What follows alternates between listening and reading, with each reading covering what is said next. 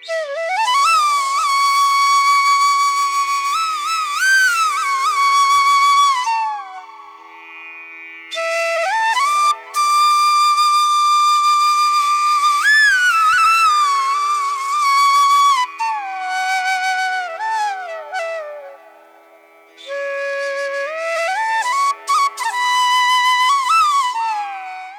मित्रांनो, स्वागत आहे तुमचं समयूथ ट्रॅव्हलमध्ये। तर गणेशोत्सवाला आता सुरुवात झालेली आहे आणि तुम्हाला माहिती असेलच मुंबईतील गणेशोत्सव मंडळ खूप फेमस आहेत, खास करून दक्षिण मुंबईतील।